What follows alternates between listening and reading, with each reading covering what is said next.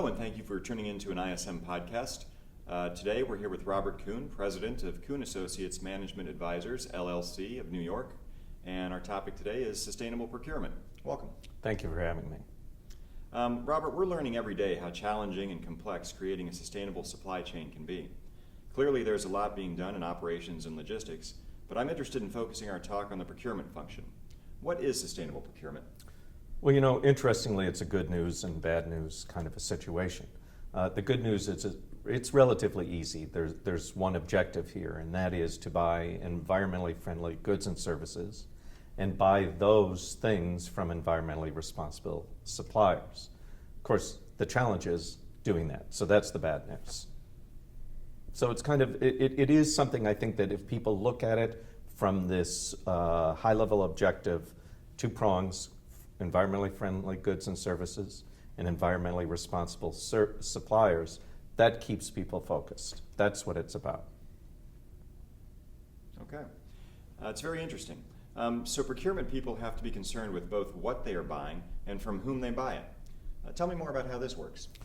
Okay, so I alluded to this two prongs, right? So the first thing you need to do is create this overarching sustainable procurement policy that talks about what you're buying, so environmentally friendly goods and services, and it is important to include services as well, and then environmentally responsible suppliers. So those two prongs are going to be mentioned in your policy at whatever level of detail your company is comfortable with. We'll talk about that maybe separately, but the important point now to make is that you need to have databases built up about what constitutes environmentally friendly goods and services from your perspective and what are environmentally responsible suppliers.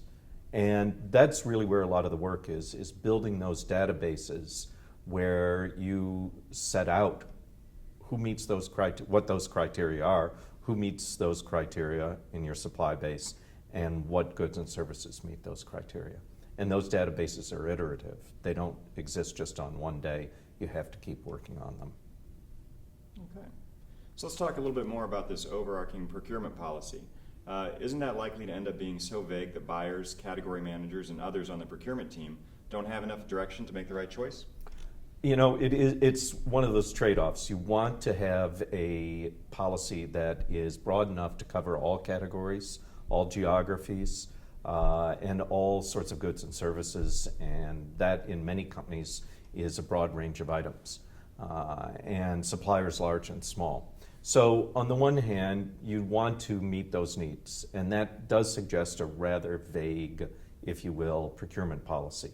On the other hand, you want to be able to give buyers and category managers real tools as to what that policy means for them.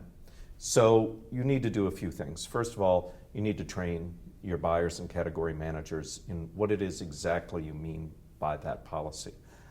You need to provide additional resources often to those people, such as reaching out to non-governmental organizations to help you define what's going on in each of those categories. Subject matter experts can do that. Standards policies can do that. So this will all kind of usually result in category or product level even specific guidance so that buyers and category managers know what you mean. You know, it's not unlike how things have been done in other procurement policies, particularly the part about what you want from your suppliers. If we think of supplier diversity, we have set out broad level policies for supplier diversity, and then we've talked more specifically to our category managers and our buyers about what that means in their specific functionality area. So you might want to draw parallels to that type of an initiative. Okay, starting to get a little clearer. It's obvious there's a lot of work developing information on the environmental attributes of what you buy. How do you suggest people go about getting information on their suppliers' environmental attributes? Well, the typical way people start actually is to survey their suppliers. And that is a common way, and it might be a good way to start. I think you want to be cautious about how aggressive you are with your survey. Don't forget suppliers are being hit by every customer of theirs with these types of surveys. but that can give you some information about what's going on with your supplier, what sorts of activities they're taking. Don't forget, however, it's self-reporting. So I think you want to back that up with reviewing some of the publicly available information that your suppliers may have put out there. Everybody today basically has a sustainability report. Small suppliers might not, but you should be scanning databases to look for that. You should be looking at 10Ks for publicly available companies. They will often say what's going on in environmental activity in there. And websites and NGOs have information.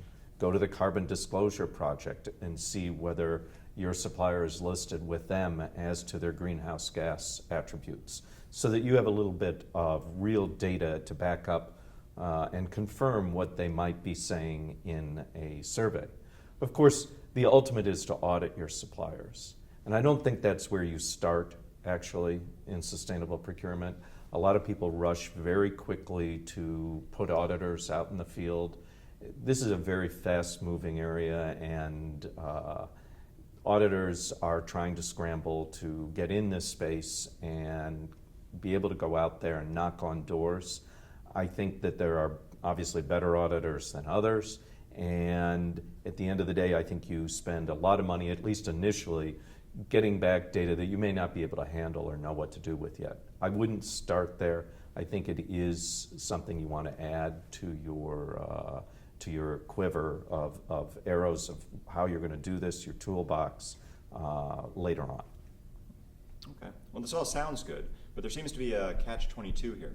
Say you've set up your policy, established thresholds, and obtained database information only to find out that one of your important suppliers doesn't meet your standards. What then?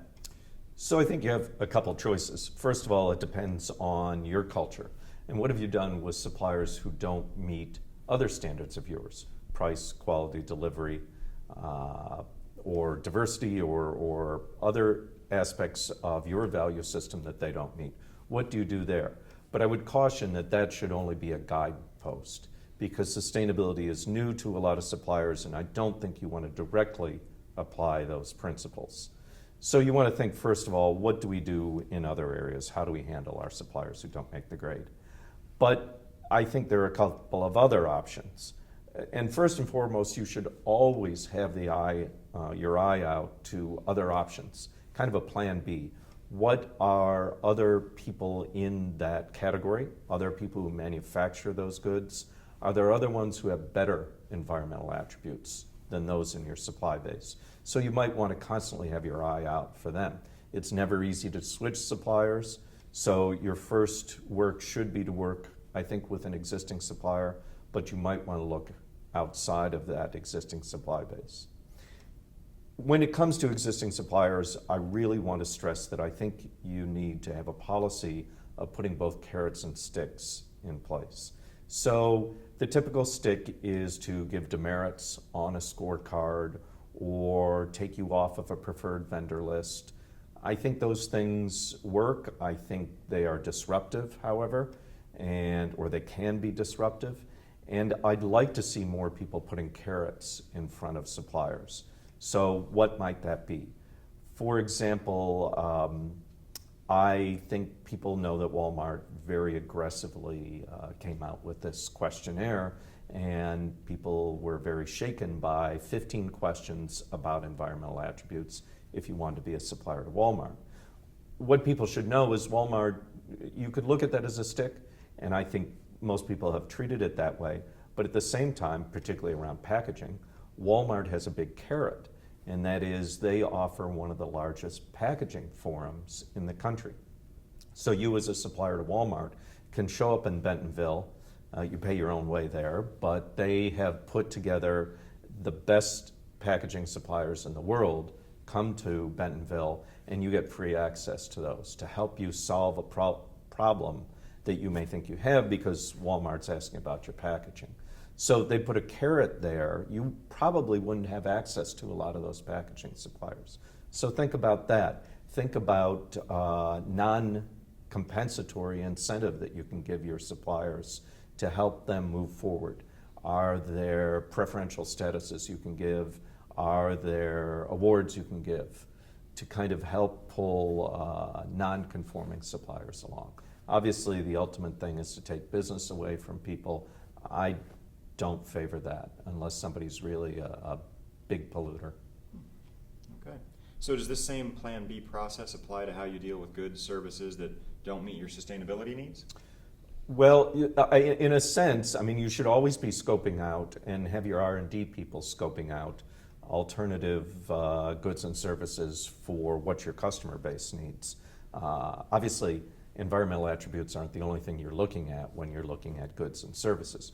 But if you're buying materials that don't make the grade on your environmental attributes and whatever value system you put in place there or criteria you have, I think it behooves you to look out and think of, could we biosubstitute? You know, we've found this chemical that we've used for years. It's worked effectively, but it scores very low on environmental attributes. Could we get help from that supplier who supplies it to us to ask if they have something that's more environmentally friendly, what we call a biosubstitute, for example?